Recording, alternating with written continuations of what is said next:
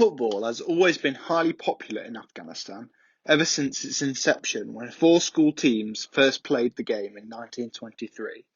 The first football league was established in 1946, consisting of 12 teams, all from the capital of Kabul, and other regional leagues sprung up in the coming decades. It was never the passion for the sport that impeded its development in the country. Moreover, the difficulty of running a football league structure in a country ravaged by war cannot be underestimated. The hostile conditions are exemplified by the fate of a young boy, Murtaza Ahmadi, a young Afghan child who grabbed worldwide media attention after a photo of him playing football while wearing a plastic bag as a shirt surfaced. Fast forward to a later friendly between Barcelona and Al Ahly.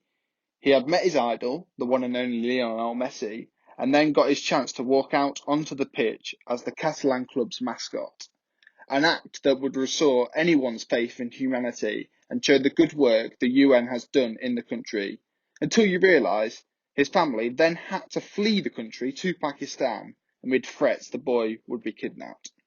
But the state of Afghanistan is far from what it was like 20 years ago, when the international team played no games between 1984 and 2002, 18 years, due to a series of wars which led to the terrorist group named the Taliban assuming control from 1996 to 2001.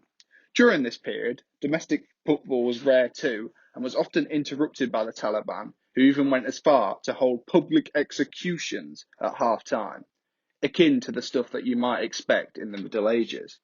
In 2007, stadiums in Kabul were renovated and 2 feet of soil was removed so players weren't playing on the remains of older Afghans.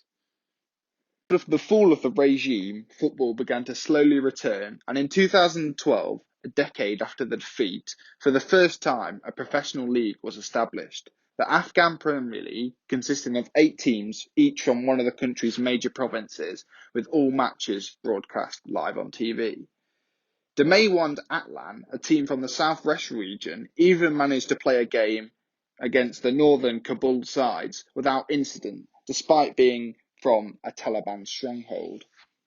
It is not all plain sailing, however. Terrorism is still rife in the country, shown by the fact the country still ranks top of the GTI, aka Global Terrorism Index, for 2020. Therefore, all games are held in Kabul for security reasons. Further progress was shown when in 2017 the country made its first appearance in the AFC Cup, the Asian version of the Europa League, represented by Shaheen Ajmei.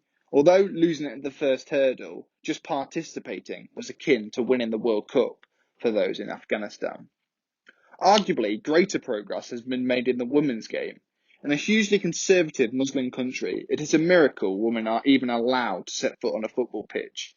As of 2017, there are 1,000 registered female players, and although that is still 54 times less than the number of male counterparts, in the intervening years up to the present day, that number has no doubt risen.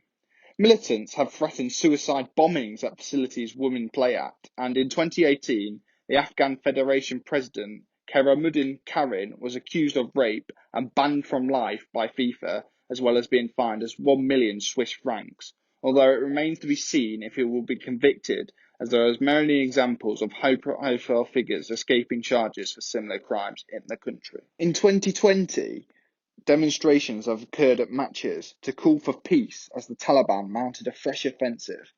It remains to be seen if these calls will be heeded, and peace looks a long way away in the wider Middle East.